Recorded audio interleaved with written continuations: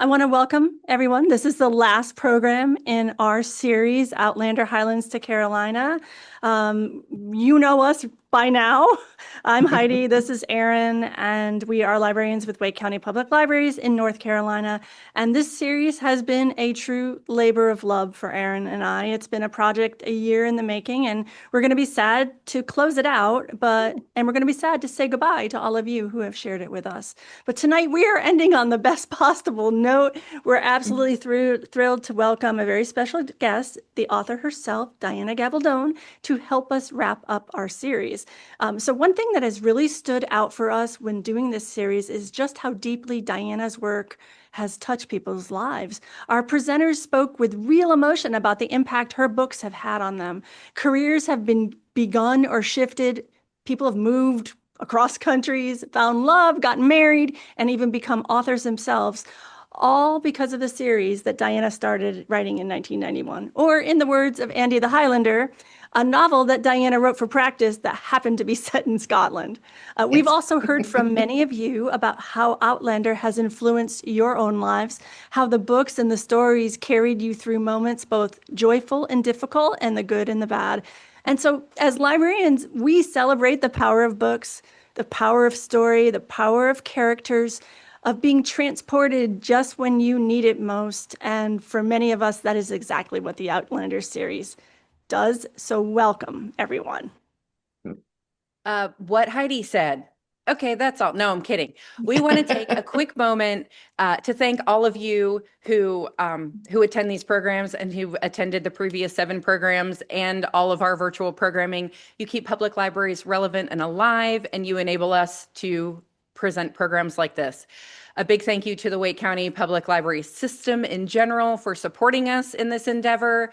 This is probably the biggest series that we have ever done, I think, in terms of reach, at least. So thank you, Wake County Public Libraries. And an even bigger thank you to our fellow librarians who have helped out behind the scenes and in front of the camera throughout this series. Bryson, Jake, Rebecca, and tonight we have Pam and Jake and Evelyn again. And the biggest of thank yous to, I hope that she was able to get on here, to Karen Henry from the Outlandish Observations blog, who also happens to be a Wake County Library patron, because without her, we wouldn't have this program, full stop. So all the thank yous to Karen. You are amazing. Okay, we're ready to dive in. But before we get started, I saw her. She is? Yes. Yay. Okay. Yay. Karen, thank you. Thank you. Thank you, Karen. Before we dive in, we've got a little bit of housekeeping to cover because I'm sure y'all aren't sick of hearing all of this like you have the last 7 I am programs. going to literally speed read through this, but this slide is different. Heidi's going to talk so fast that you can't understand I her, am. so just bear with. Okay. So we're going to, hold on, Heidi. We're going to turn off chat and reactions right now. Jake and Pam are going to turn off the chat and reactions while Heidi's doing the housekeeping. Chat's going to come on for the program so y'all can chit chat to yourself. We're going to turn the reactions off until the end of the program, or else no one will see Diana's face because they will be covered in red hearts. So all of that's going off now. Chat will come back on for the program. Reactions will come back on at the end. And that's it. So humor us one last time as Heidi speaks unintelligibly as she runs through housekeeping. Speed through. But this slide is different. And I did want to let you know we have a large audience tonight. And if I counted correctly, we have registrants from 42 countries, all 50 states, and 7 Canadian provinces. So again, welcome. These are the countries that I counted. I know, right? And so if there's a country on here I missed, let me know in the chat because I'd like to add it. So y'all know the drill, as Erin said. Chat's going to be off and we'll turn it back on. This program tonight is 1 hour. It's going to be a moderated conversation with our guest. Captions or transcripts from Zoom are available. If you would like to use them, you can toggle them on or off as you wish using the Zoom toolbar on the bottom of your screen. We are also recording this program. You'll get the link to it when we send out the email to you all after the program. So as with all the programs in the series, we have many resources for you. So visit our webpage to learn everything. Any information tonight that we gather, we will also put on that website, and we'll put it in the post-program email. Again, you all know how that works. Please use the chat feature to post questions or chat with us or each other. If you asked a question in the registration form, we have all 500 plus questions, so you don't need to ask it again. So sit back and relax and enjoy. Take a second to change your chat audience to everyone so that if you ask a question and we answer it, the answer makes sense to everyone. And we know some people don't like chat and they don't want to be distracted. That's perfectly fine.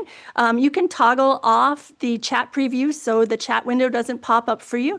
On the bottom of the screen, you see the little caret next to chat. So we know as the TV series ends, we're going to be sad and suffering. So in the late spring, we are planning to virtually host Dr. Alexandra Dold. She's known as the Doctor of Outlander. She's going to be here to discuss historical fiction and Outlander as viewed through the lens of history. So stay tuned for more information on that program. We have lots of virtual programs coming up. You are welcome to attend any of them. We will put that information for you in the post-program email. And this is the last time you have to see this slide. It's a little different this time because it has a tartan in the background. We have a quick exit survey we'd love you to take part in. You can scan the code on your screen, or guess what? We're going to send you the information in the post-program email. How's that? That was quick.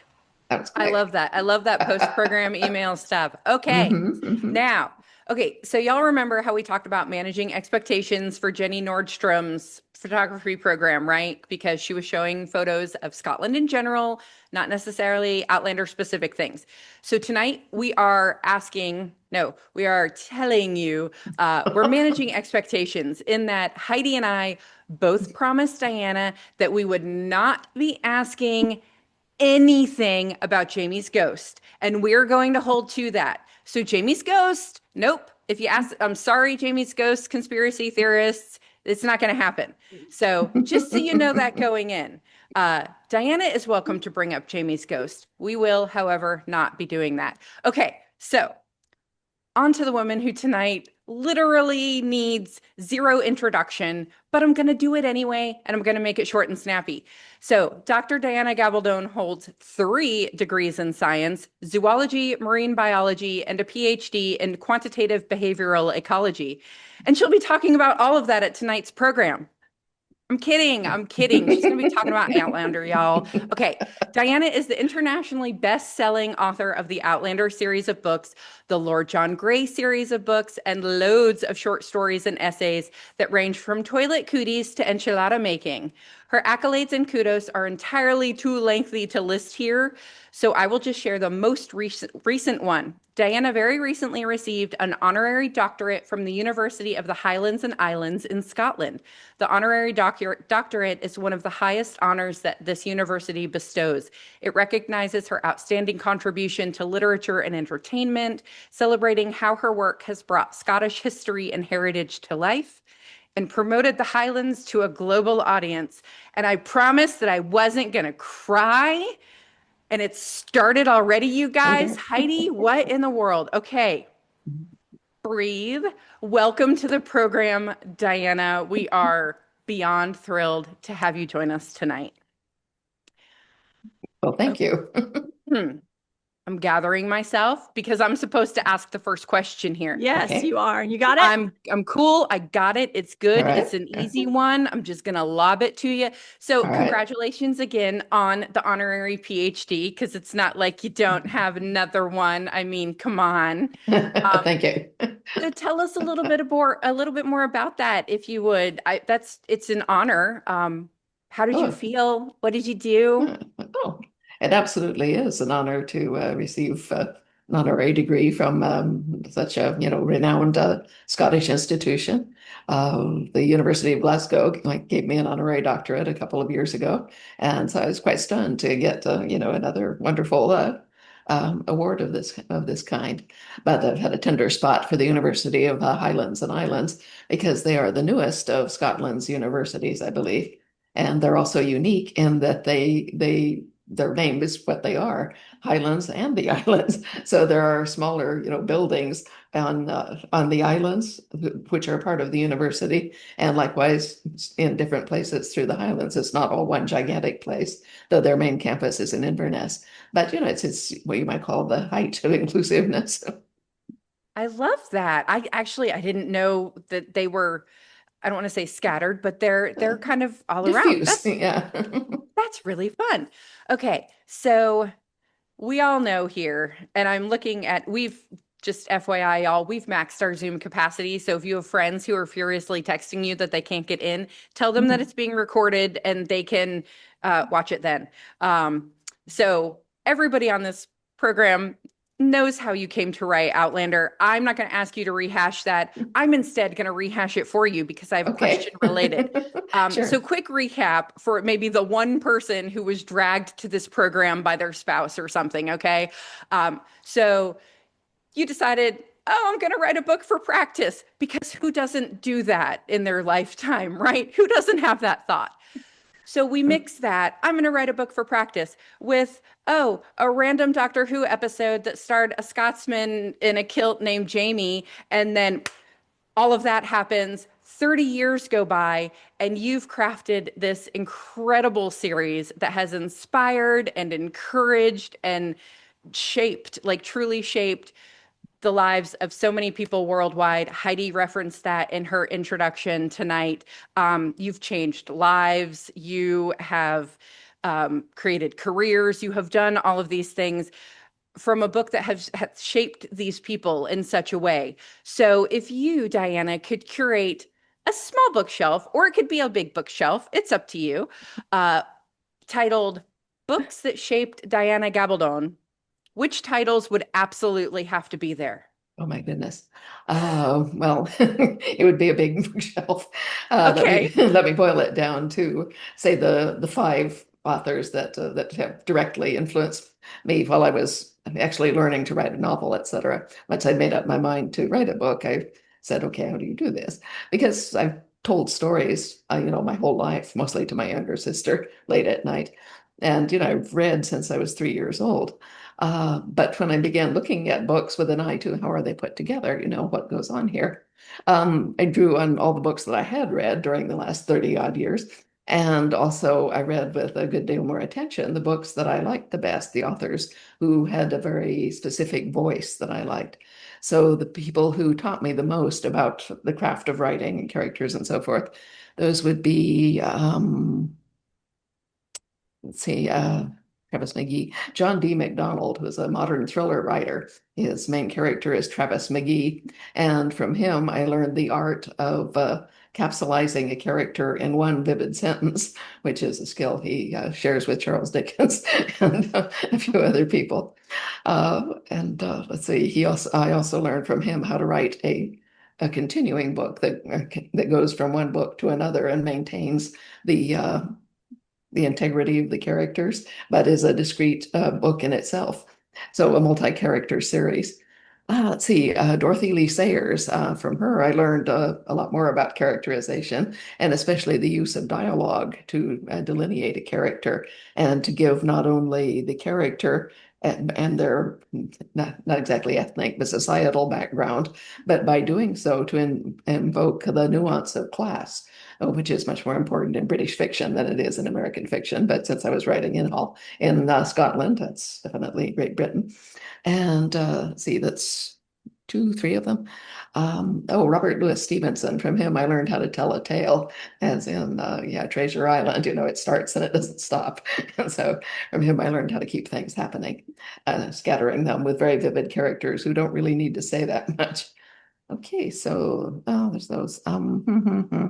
Charles Dickens, I think, and from him I learned that you don't have to tell a story straight on, so to speak. You need to know what the characters want and what they're going to do, but how you approach it and what the characters have to say about it, it kind of brings everything to a scene. And so I was kind of immersed with those authors. and, about 3,000 others during my formative years. I pretty much read my way through the Flagstaff Public Library because once my mother had to write them a note because they had refused to check out a particular book for me because, as the librarian said, well, this is for sixth graders, you're much too young to read it. So I went home and told my mother, and she wrote a note that says, tell her she can have anything in the library. And Oh, go mom. yeah, so so I had carte blanche, and I read my way through the whole Flagstaff Public Library during the next year. I love that. John D. MacDonald to Charles Dickens. Oh, sure. Okay. There's some variety there. Yeah, quite a bit of variety. That's very Well, yes, interesting. but it all comes down to the characters, which is the most important thing you learn from reading fiction. Is it's all about who this character is. Who is this person? What do they want? What will they do to get it? And who is going to be with them when they try? And what if they don't get it? Then we have a different story. You mentioned the continuity of the characters, and I'm from a research perspective, I'm really interested. How do you keep them straight? And how do you know what so-and-so did in the last book to make sure it's continuous with what's going to go on in the next book? Do you have do you have researchers? Do you have a system? What kind of system do you have to keep track? Definitely not. Definitely not researchers, and it's not really a system. No. Basically, I just know who these people are, as though they were real people. I don't, I may not have talked to my sister this week, but if she picked up the phone and heard her voice, I would know it was her. And to be able to access our shared history at that point, I might have to ask her, was it last year that I made turkey for Thanksgiving, or was it the year before? I make turkey for every Thanksgiving, so that's kind of a joke. But anyway, I know who she is. I don't have to look up anything about her. And the same goes for any of the characters that are in my books. Now, occasionally, I have a very bad sense of time because I'm working over, I don't work with an outline, and I don't work in a straight line. I work where I can see something happening. And so if I get what I call a kernel, which is a very vivid image, a line of dialogue, anything I can see or sense very concretely. And I will write a sentence or two that lays that out as clearly and concisely as I can. And that as I'm writing that, I'm getting more thoughts as to how this works. And I'll do it for you in a little while so you can see how it works. But I put together that kernel, and I get a couple of sentences, and meanwhile, the back of my brain is kicking up more questions about where are we, what's going on, etc. So that's essentially how I work. But as to keeping track of people between books, this is somewhat more difficult. I do go back and reread my books periodically, both for fun and to remind myself of where different things happened. But I will say that while I am not a huge fan of AI, one of its uses, I mean, the only one I've found useful so far, is that I can say, in which Outlander novel did James Fraser meet Dennis Randall? And it will tell me without my having to flip madly through 2 or 3 books. So that's a big help. Yeah. But anyway, having things on a computer helps a lot too, because you can search your files. But to keep things in kind of rough order, I name my files with kind of a coded name. It is the word Jamie, excuse me, and followed by a number, which means which book is this? So Jamie 10 is the book I'm working on right now. And then there will be a single symbol from the top row of the keyboard, and that is a code for whichever year it is that I'm writing this. So this year, I think, is percent sign. No, it's the no, it's the caret. Okay, so it's a caret. And then a dot, because I began writing these back in 1985. And I am a DOS head. That's how I work. And when you write in DOS, you can only have a file name that is 8 characters long. But you can have an extension of 3 more characters. And so, I write Jamie 10, caret, dot, and then add the date. And today's date would be D4. Okay, so today's date or today's file would say Jamie, oh no, it's an exclamation point, Jamie 10 exclamation point dot D4, and then a hyphen, and then the names of the principal characters in this scene, and a phrase that tells me what they were doing. Okay, that line goes into the file for master file. So if I need to find a scene to add on to what I'm writing right now, I can go to the master file and I will remember 1 or 2 of those keywords, or I'll remember I wrote it in December. Anyway, using that, I can find that one thing that tells me which file it is and pop it up. Your That's memory then is astounding. well, it's not, or I wouldn't need that. Okay, I also want to know, like, how many external hard drives do you have at this point? Let's see. Well, I have the little thumb drives because I back things up Okay. obsessively.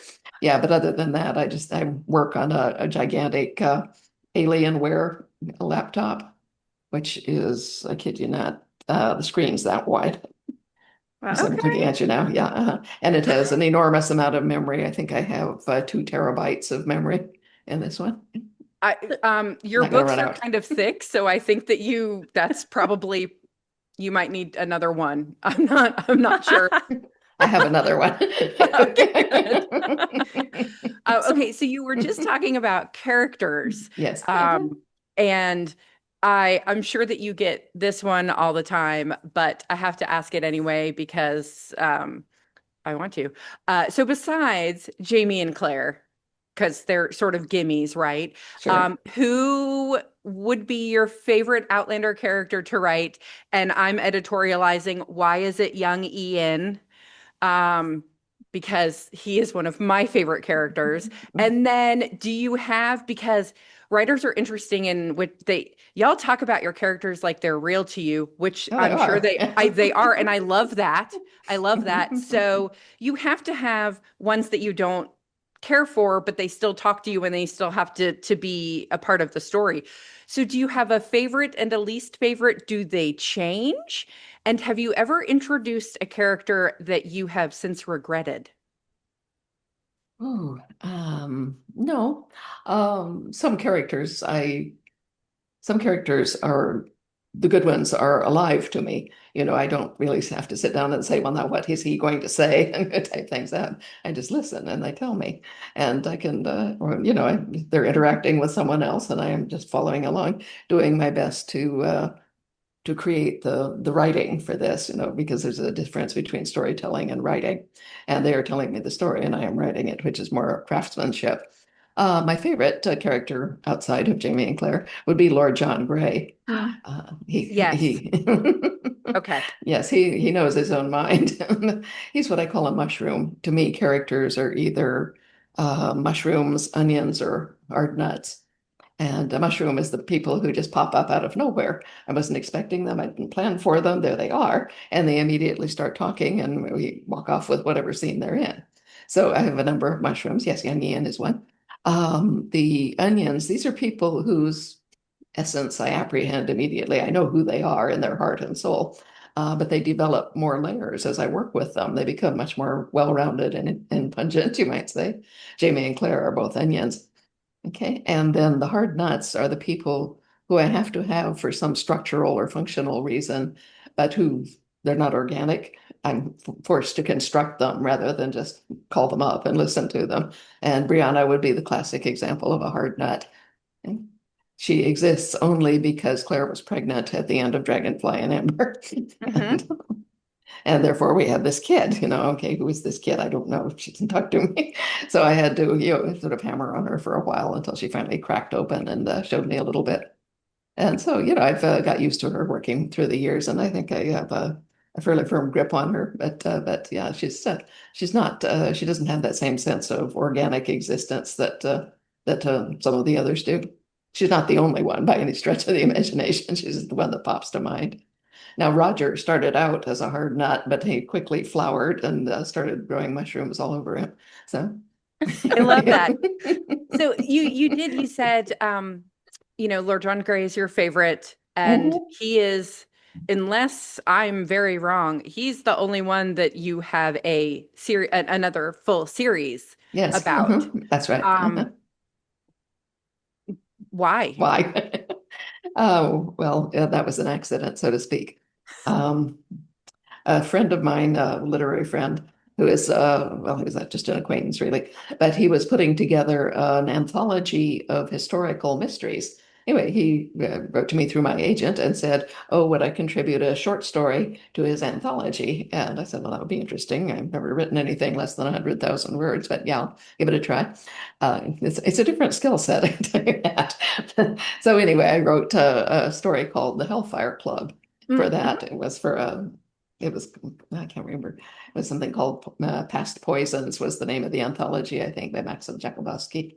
Anyway, I wrote that. And then I thought, well, that wasn't so hard, maybe I'll write something else. And so I started, Lord John was kind of talking to me. And so I started writing a Lord John short story.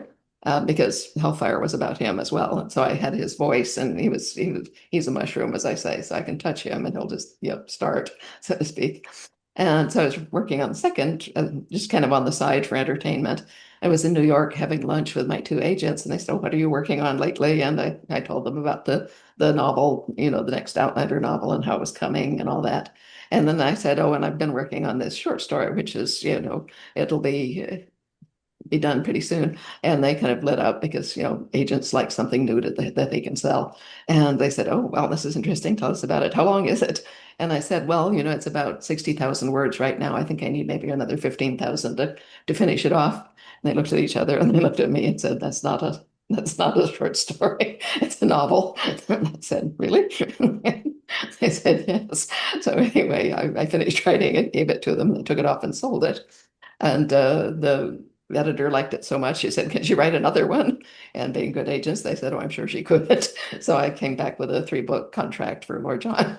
I That love was that actually one story. of the questions that we got. A lot of people asked that question, will there be more Lord John books? Oh, yes. Yeah. Well, at least one. I try not to plan too far You'll ahead. make people very happy then. Yeah, no, it's called Lord John and the Black Chamber, and it deals with his adventures with British intelligence Oh, Oh, and a that's few going to other be things. fun. It will be, yeah. Heidi? so I'm curious, does Mhm. one of your books stand out for you that was just exceptionally challenging to finish? Hmm. Hmm. That's a really good question, actually. Yeah, it's not mine. It came from someone who I want to know the answer to this. Well, really not, because as I say, I don't work in a straight line and I don't work in an outline. So it's not like I'm working here and here and here and here. And I'm thinking, "Oh my God, now how am I going to finish this?" Because usually the end will come to me a long time before I finished writing the rest of the book. And I don't start at the beginning either. I start where I can see something. So I started with this little thing that's flowering, and I'm also doing research, and that is partly dictated by the fact that I'm working in the Revolutionary War period. And we've written the books about the risings in Scotland and so forth. And now we are getting up onto the revolution. So I'm reading everything I can find about the revolution in continental America. Um, I mean, you could write about the spies and so forth on the continent, and we may get to that, but not at the moment. So I'm working on this stuff, and I will run into something, or something will occur to me. For instance, when I was writing the last book, Go Tell the Bees That I Am Gone, I was in a particular part of the country and of the American Revolution where Francis Marion was operating. And he, of course, is the famous Swamp Fox, which is, anybody of my vintage would recognize the TV show. Speaking of TV shows, there was a Walt Disney production, I think, called The Swamp Fox, and it was about him. Let us say that the show had very little to do with the historical character, but I'd always found that deeply romantic, and so I was looking him up and thinking, well, oh, there he is. And I read his brief biography and realized that he was going to be at the Battle of Savannah, and that Roger Mackenzie was going to be at that battle as well. And I was thinking, well, that's cool. That gives me a perfect excuse to use him as a side character and so forth. So I looked up some more about him, including finding a painting of him and his description. Instead of the tall and handsome actor that was playing him, he was about 5'2" and balding on top, but very vain of his hair. So he had a hairpiece, and then he had these little poofs of hair over his ears, which Roger notices immediately when he meets him and is somewhat taken aback. He having thought of something else too. But appearances can be deceiving, and in fact, Swamp Fox Francis Marion was in fact a very gallant and courageous soldier and a very good captain of men. He had his own small mini army, his own force within this, whom he lent to the revolution essentially. So anyway, he turned out to be fascinating, and I wasn't expecting him at all. I think there's a statue of him, I think in Savannah, is it? Yeah, there it is. Savannah based? Yeah, Yeah. I remember.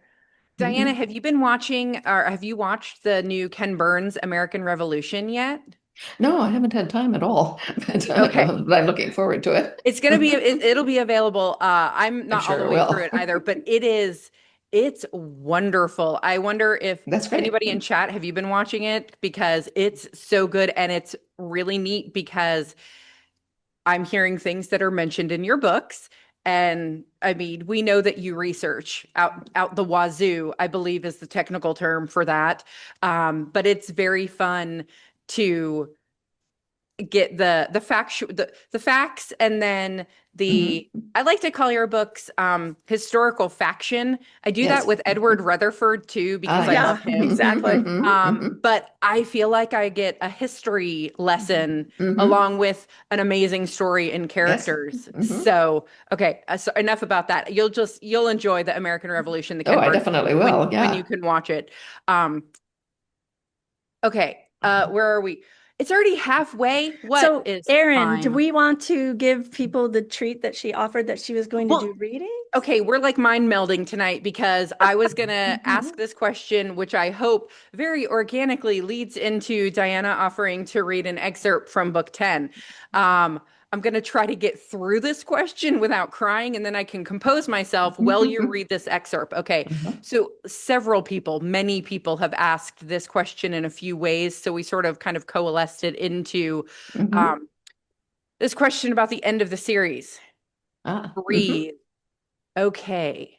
How does it feel, Diana, Mhm. to be Mhm. writing the final chapter of these oh so beloved characters? How do you say goodbye to them, or do you say goodbye to them? How hard is it for you to lay down your pen or stop your fingers on the characters of Jamie and Claire? And do you think that you will miss them as much as everyone in this virtual room tonight Mm. will? Oh, it's a complicated question. Hmm. Um, well, for one thing, they won't necessarily be gone just because the series is complete. I do write shorter side pieces, novellas, short stories, etc. And I could go back to any previous point in their lives and, find an interesting situation or conflict, and, I can be back with them at whatever age they are then. So, I'm not losing them. On the other hand, well, what I've been writing lately, which is toward the end of the book, is, deeply moving, deeply emotional, and so forth. It is also deeply satisfying because what's happening is, organically right. And also it allows me to go right through to the very core of the characters that are involved in this particular thing. Yeah, so it's extremely fascinating. Yeah, I would not call it emotionally difficult. It's certainly very emotional, but I don't, feel any sense of resistance at going there, so to speak. They're not resisting you. No, no, we're working Okay. hand in hand on this I one. love that. Would you like to read an excerpt if you feel so inclined? Well, yes, if people would like to hear it, which Oh, I think that one I or think they two may be. they Okay. might be open. Okay. Uh, All right. anyone in chat, would you like to hear Diana read an excerpt? Okay, yes. The Yeah, answer is with yes. okay. All right, that's great. All right. Well, I had a couple here, but we have limited time, so I will read you I'll read you the most dramatic one. Go Oh, for it. okay. Okay. All right. Well, we probably all realize where the last book ended with the arrival of William, Jamie's illegitimate son, who now knows that he's Jamie's illegitimate son, and he would normally not come near Jamie with a 10-foot pole, but he has to because the man who regards as his real father, who is Lord John Grey, who has in fact raised him from the age of 7 or so forth, has been kidnapped and is being threatened and so forth. He's in danger. And the only person that William thinks can possibly help would be Jamie Fraser. So he's the last person he wants to ask for help, but he's the only one who could possibly do it. So we start right off with a good conflict. All right. So, and of course, Jamie likes, well, he's very fond of Lord John himself. But of course, here is his son, whom he loves deeply, but hasn't been able to see, and so forth, and who he knows needs him. But yeah, but he's asking for help. And so, of course, he, William arrives and says, "Sir, I need your help." And Jamie comes down the steps to him and says, "You have it, come in." And so he sets off at a certain point in the story with William to assist Lord John and rescue him from his contingency. This part comes from their travels toward the coast. They're headed for Savannah, which is where Lord John was last seen and kidnapped on a ship. And so they're traveling from Fraser's Ridge across, the Piedmont and the mountains. They're coming down from Fraser's Ridge. Okay, so of course they're having various conversations and incidents and so forth along the way because it's about a 2-week walk with horses, etc. And so they are, gradually, they're not exactly warming up to each other, but they're getting used to each other because you do when you're with somebody 24/7 and all that.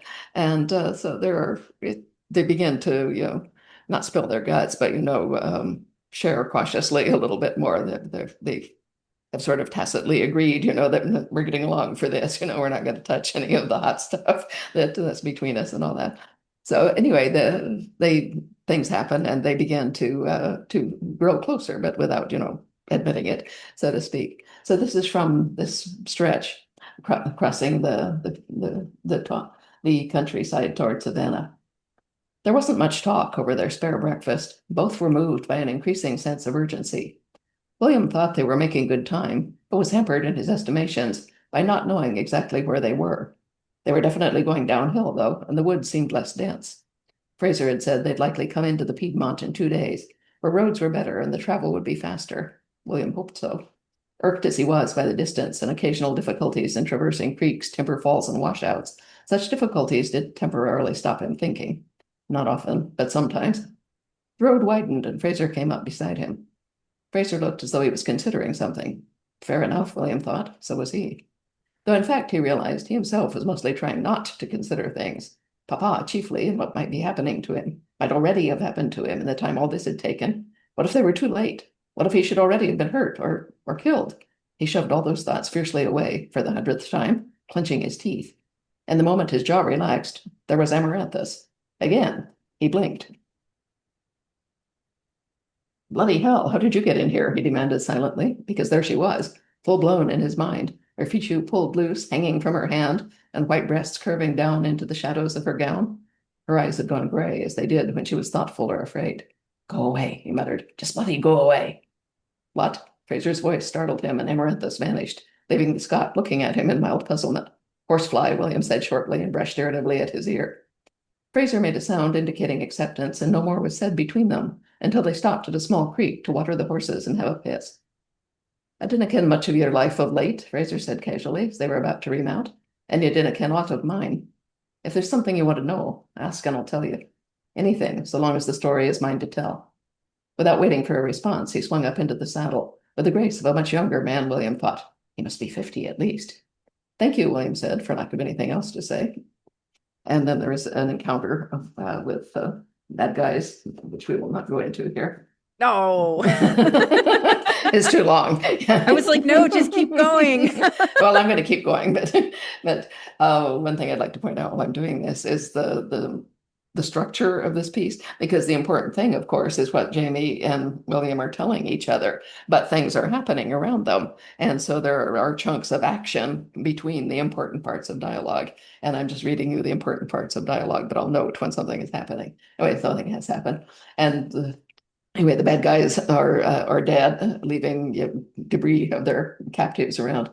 But William's mouth was dry and he had to work his tongue to get enough moisture to speak. He nodded at the sheaf of blonde hair lying on the ground, frayed and tangled. Fraser grimaced but nodded, and shaking out a smoke-stained handkerchief, squatted and gently scooped the dreadful relic into the cloth, which he tied into a careful bundle. We'll make a fire when we stop for the night. We'll say a prayer and burn it then, he said, gingerly tucking the bundle into his sack. Aye, yes, let's do that. They do, and Jamie says part of the soul-leading prayer, which he taught to young Ian after the Prince shot fire. And they're quiet for a bit, watching the hair disappear into the smoke and the smell of it. William asks Jamie if they might say that prayer for his mother when they stop in the evening. Jamie says, of course, and after a shared silence, asks William if he thinks of his mother often. Do you think of your mother often? William took a deep breath. Now and then. Do you? Not often. More, though, since you've come. You have the look of her sometimes. They'd been riding for a couple of hours in silence, William turning things over in his mind, Fraser apparently inhabiting his own thoughts. The road was quiet. They hadn't seen anyone else since noon the day before. My mother didn't know anything about me, William said briefly. She died when I was born. Surely you know that. Fraser shook his head. Yeah, well, she can't you? What makes you say that? William asked shortly. He didn't like talking about his mother. She died the day you were born, aye, Fraser said. He had the reins bunched in one hand, shoving low-hanging branches away with the other as he ducked under them, and his words floated back through the leaves, slightly muffled, but clear enough. But not when you were born. William stiffened in the saddle, and Trajan snorted in mild inquiry. William nudged the horse hastily into the leaves and out the other side. Fraser was waiting for him, his face carefully blank. I thought, my grandmother told me I caused her death. No, you didn't do that either, Fraser corrected. Geneva was all right for some hours after you came. I was sitting up, holding you, petting you and laughing. It wasn't until later that day, hours later, that the bleeding started again and the doctor couldn't stop it. He nudged his horse into movement and bent low to go under a big sycamore branch, his voice drifting back over his shoulder. She can't you? William barely caught the branch as it snapped back, showering him with leaves. I didn't know that. William felt as though someone had punched him in the stomach with a hand wrapped around something heavy, yet something precious, like a lump of gold. I thought, they told me she died when I was born. I thought it was, I mean, when she died. I thought it was in childbirth. His mouth had gone dry and he licked his lips. I didn't know she'd ever seen me. She saw you, Fraser said, his voice quiet, and she loved you. She was taken from you, aye, but she didn't leave you. She wouldn't have gone if she could have stayed. That sentence lanced through William's heart, and he breathed through his mouth for a moment, unable to speak for fear of bursting into tears. Finally, he managed, You left me? I did. Fraser hesitated, whether from reluctance or merely weighing his words, the latter evidently, for he shifted to face William directly and met his eyes. Like your mother, he said quietly. I would have stayed, if I could. William made a sound that wasn't quite humph, but close. You didn't die. What made you leave them? Fraser's mouth twitched a little at the corner, too small a movement to be a smile. When you were 6, he said precisely, your neb began to grow. My what? Fraser touched his nose, long and straight, and by reflex William touched his own, long and equally straight. And your brows began to grow in thick? Not red, thank God, but thick, and mine in shape. And your eyes began to darken. He took a deep breath, but went on. Your shoulders were always mine, from the time you could stand, but no one much notices that sort of thing in a wing. But then you began to stretch out, your legs long and straight. He stopped, pressing his lips together for a moment, as though deciding whether to go on. But he did. I spoke to John Gray when I was making up my mind that I must go. I was a prisoner of the Crown, Ken. He held my parole. He'd arranged for me to work at Hillwater. He didn't even ask why. What he said was, all men have secrets. Yours is walking around. If he could see it, so would others soon enough. William saw Fraser's throat bob as he swallowed once. So I broke my heart in silence, he said quietly, and maybe yours, though I hope not too badly. And I went. I left you. He took a deep breath and at last looked down, clearing his throat with a soft hem. William opened his mouth, but could do no more than breathe through it. His knees didn't seem connected to his body anymore, but he managed to stand up, turn his back to his father, and walk away. There was a small pine sapling a few feet away, and he stopped there, holding on to the springy, rough-barked, fragrant trunk with both hands, as though his life depended on not letting go. That's the end of that. Okay, Wow. the goal is to not have us cry tonight, Diana. Oh, you should have told me.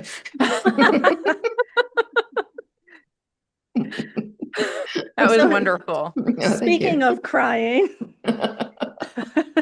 is there anything you can share to prepare us emotionally for the final book?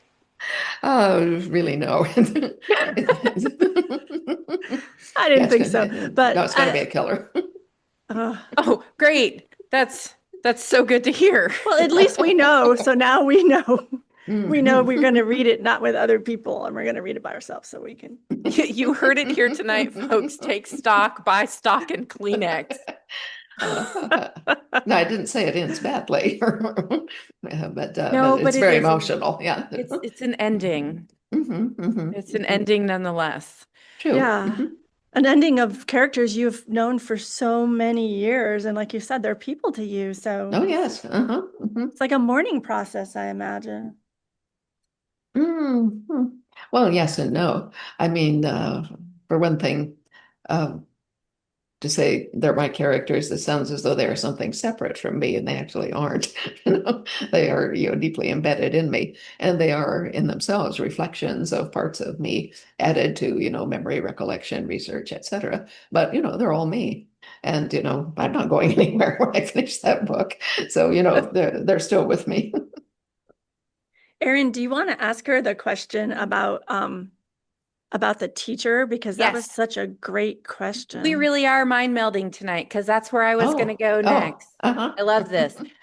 So this is very interesting. And if the person who has asked these is in chat, identify yourself.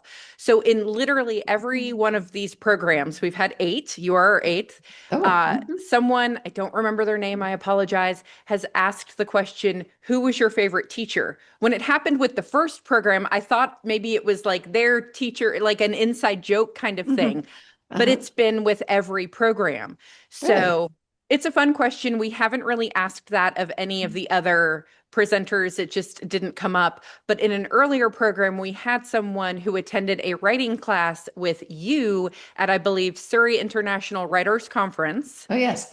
several years ago. And she naturally said it was life-changing and amazing, and you were wonderful, and all of these accolades.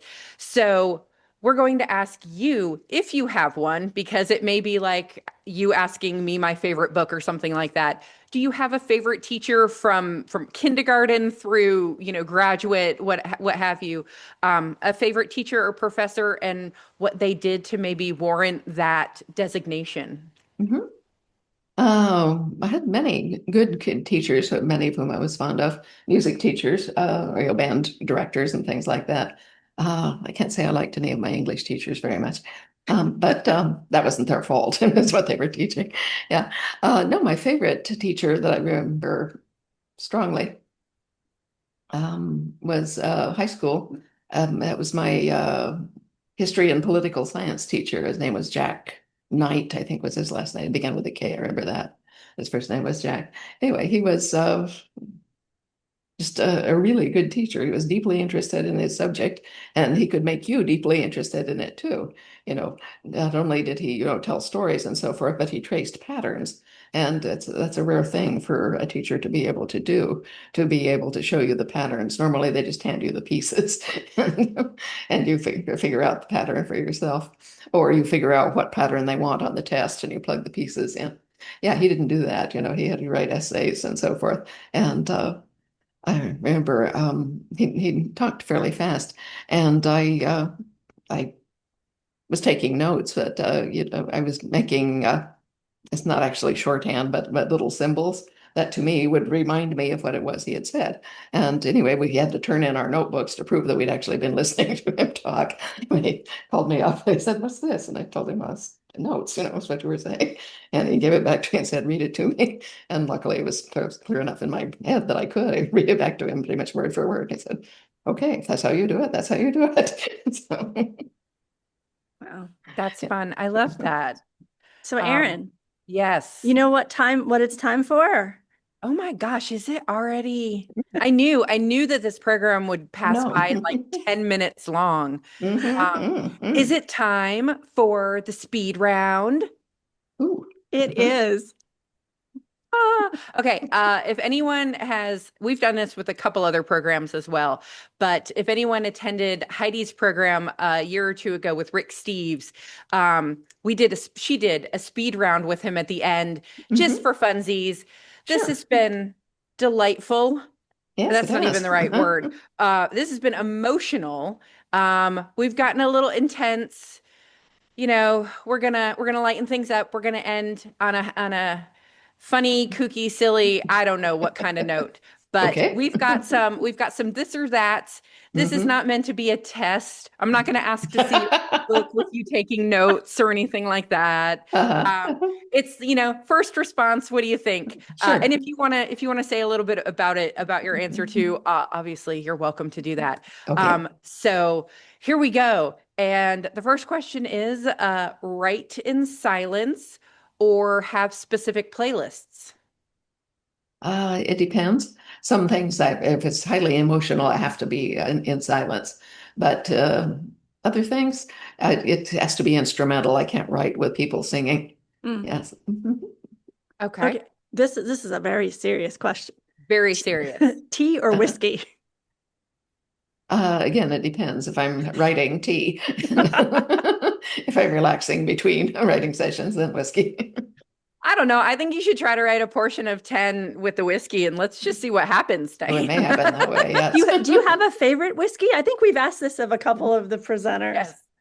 I actually have a lot of whiskey. People give it to me. And I am an honorary member of the Keepers of the Quake, which is a Scottish organization supported by the whiskey industry and so forth. They invited me to be their speaker last year, and it was tons of fun. But I had a lot of whiskey. So, trying to think. Hmm. Well, I don't know. What I'm drinking right now is a special whiskey that's made by a hotel in the Highlands where we stay, and the owner had a special thing made. Okay, other than that, the last whiskey that I remember by name. Oh, well, we were drinking Talisker and something else from the Highlands while we were at the Balmoral Hotel a couple of weeks ago visiting our younger daughter and family in Scotland. Yeah, that I remember drinking Talisker for sure. Good choice. Yeah, It's, very it's good. good. Yes. Yeah. No, there's a lot of good ones.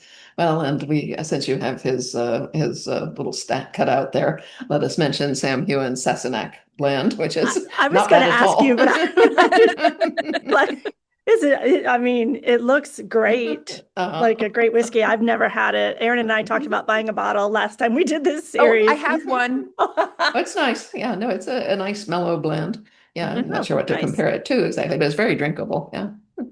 Okay, so dawn rider or night owl? Oh, night owl. Yeah. No, morning is not my time. Not at all. No, in fact, normally I'll go lie down after dinner and sleep for 2 or 3 hours. Then I get up and work from midnight to 4:30 is my prime time because things are quiet. Nobody bothers me. You say nobody's up, right? So you have Well, it to the dogs yourself. come up with The me and dogs. tack out on the floor at my feet, and then they get up and follow me back down at 4:30. We all go back to bed until dawn. Well, they get up at dawn because they want to go for a walk with my husband, but I sleep till 8:30. Okay, so fact first or fiction first? I don't know. It depends. Sometimes it's a fact because I know I need to write about this particular battle. So I need to find out what are the facts. When did it start? Who were the main participants? Who were the names of the main officers on either side? Is there anyone already extant in the book who would have been at this fight, etc.? And other times, I'm just reading something else, looking at something, and a line drifts into my head, and it's something that someone said or that they felt while they were looking at something similar. And I think, oh, and then I'll write that down and, kind of let it marinate, and it will usually blossom into something. Okay, well, that's a nice segue into favorite storytelling element, dialogue or description, because you do both incredibly well. Oh, dialogue, by all means.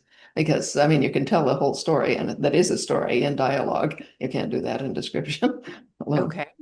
Not a good story, let's put it that way. Fair. More powerful, memory or imagination? It depends. Imagination is a great deal more flexible, and it sometimes will give you interesting surprises. Memory, on the other hand, will give you impact.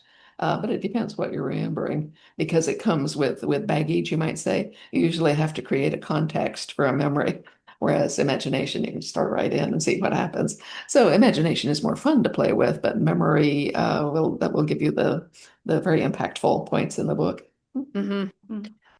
Okay, to write love scene or battle scene? Oh, battle scenes are my favorite.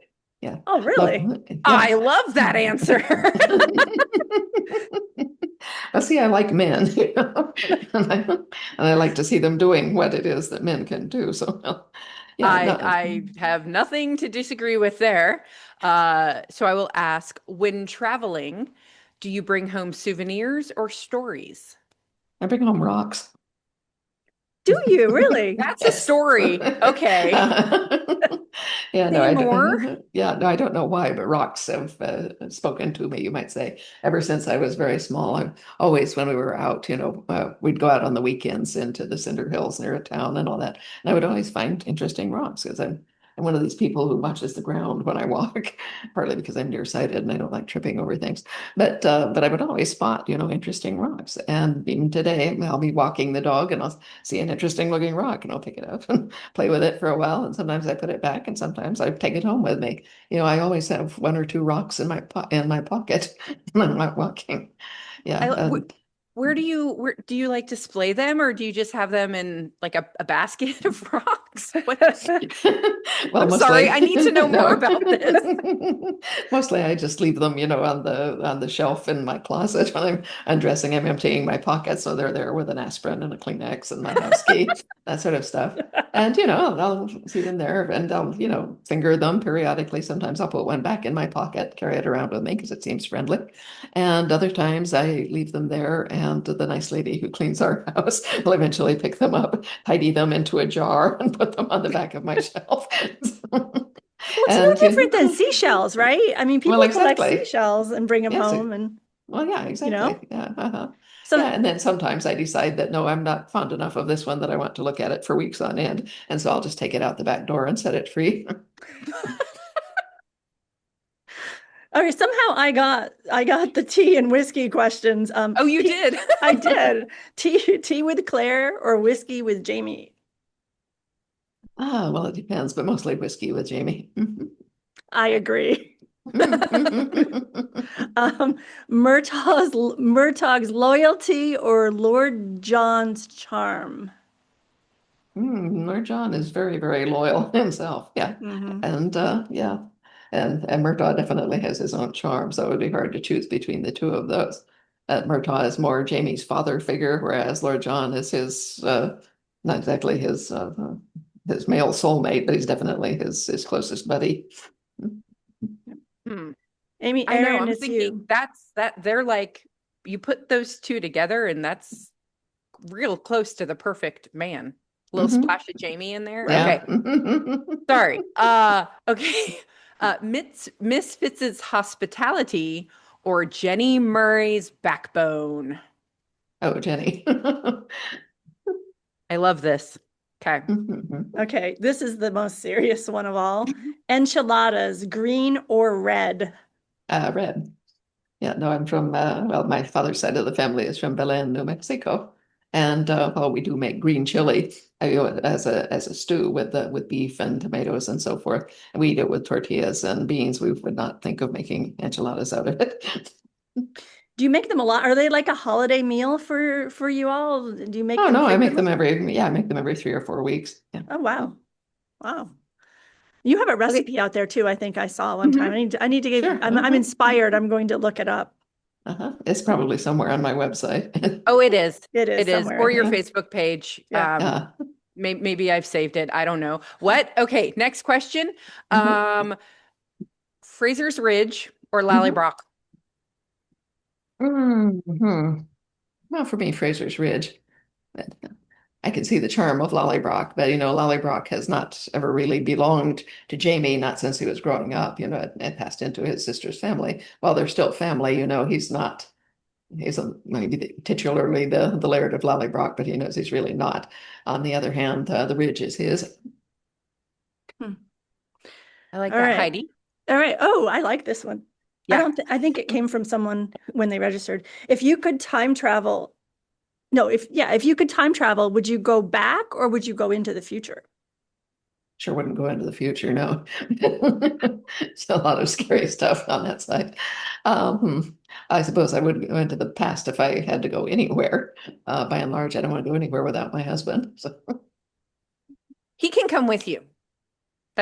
Yeah, he can definitely come with you. Yeah, that's a given. I he mean, Yeah. goes that's, yeah. to he goes to Scotland with me. All right, so this is the last one. All right. If you landed in 1743, fight, faint, or flirt? It would depend who I was talking to. Definitely would, wouldn't it? Yeah, no, I would definitely be prepared to fight. Nice. I feel like I am seeing a whole side of you, Diana, that I don't think I knew existed. Well, And I like it. well, everybody assumes that I must be Claire because she's the narrator of the books. And no, if I had to be only one of the characters, it would be Jamie. But basically I am all of them, so I don't know that I could choose. I love that. And just like that, y'all, it's been an hour, if you can believe it, because I Went cannot. by fast. That went by so fast. And I tried to grab some thank yous, and that's going by too fast. Mhm. But we did get some kudos in the registration questions Wonderful. that we had that we did want to share with you Oh, thank you. briefly. And again, Mhm. this is where I'm going to get emotional, but I'm not going to get Aw. emotional. I'm just going to read some things. Okay. Mhm, mhm. No, Heidi, you go first. Okay. Oh, too All right. emotional. I just want to thank Diana for Outlander, for Jamie and Claire, for the love, for the faith, for the history, and for the science. Oh, thank you. Thank you for decades of reading pleasure. I feel the Frasers are my family. Thank you for getting me through some rough years and making me love Scotland even more. This is a hard one. I would simply like to thank her. Outlander has blessed my life for the last 10 years. It saved my life after a fatal accident. Ah, ah. I could take Well, over thank from you. here. Okay. Mhm. Her books and the show helped get me through my breast cancer diagnosis and treatment. Oh I'm dear. very grateful for her writing. And Mhm. then this is not a question or anything, but this person wanted you to know that your books have inspired her throughout her nursing career of 20 years. That's wonderful. And we will Madison just asked, did you not get to all the submitted questions? Madison, friend, bestie, absolutely not. There were hundreds of Yes, I submitted can see them questions. flicking by. 500 plus. Yes, there were more We than would be 500 here for questions. about Yes. 6 hours. And well, I Mhm. would love that. And Heidi would love that. I Uh-huh. feel like Diana has a life. So we're not going to make her do that. My Um, husband might want dinner. exactly. We all want to go out and look at the super moon tonight. Oh, yes, absolutely. Gosh. Yeah. So thank you, Diana, so much. This has been, I feel like I'm going to end the thing and then just burst into tears. Aw. This has been a wonderful experience. You are an amazing writer, Oh, thank you. Heidi. You've made a lot of people very, very, very happy tonight. Well, thank you. There are people that can't get to conferences, Mhm, or mhm. a lot of people that tune in with us are, they don't get out much anymore. They can't. Yeah, And yeah. so Uh-huh. being able to bring you to Mhm. everyone has been No, it's just been wonderful. simply Yeah. amazing for us. Yeah. Well, Thank I you so so enjoyed it much, so Diane. much. Thank you for going to all this work. Thank you. Yes, thank you. Thank you, everyone who's joined us for this series. We did one 4 years ago that was very well attended. This blew that out of the water. In no small part, Diana, because you signed on. So I'm going to do another thank you from the bottom of my heart to Karen Henry, Absolutely. without whom we wouldn't be talking to you right now. Thank you, Karen. Thank you, Chief Karen. Bumblebee Herder, yes. Yeah. We're actually going to lunch with Karen next week, Are and we're you? looking forward Terrific. to it. Wonderful. Yes. So Uh, several of us will be seeing you in February at Looking Marsh forward Point. to it. Yes. Yes, that will be very fun. Thank you all for joining us for this journey in this series. It's been Uh-huh. amazing. Your feedback is incredible. Diana, please never stop writing. That's all I'm going to say. That's all I'm going to say. Please never stop We writing. You we can write await book anything. 10 Yeah. with bittersweet. We're going to be Oh bittersweet my about it. gosh. So, yeah. Yeah. Can I tell I you, I think you'll didn't enjoy even it. read book 9 until a month ago because I don't want this series to end. How long has Bees been out? I didn't read it. I'm admitting Mhm. it to you. I'm so sorry, but I don't want this series to end. That's all right. The book will be there whenever you're ready for it. Well, Exactly. So it may take me a decade to read book 10 after, but I will be so grateful when it is here and we can all read it. Thank you so much, Diana. This has Oh, been it's my wonderful. pleasure. Thank you, Uh-huh. Jake and Pam behind the Okay. scenes Yes, for thank you, fielding Jake all and the Thank you, Pam. Pam, questions. Jake, yes, Heidi, Erin, yes. Thank you so And much. It's been a wonderful evening. yes, you. go enjoy your dinner and the super moon, y'all. Yes, for All sure. right. Good night, everyone. Thank you. Good night. Thank you so Bye-bye. much. Bye-bye. Bye-bye.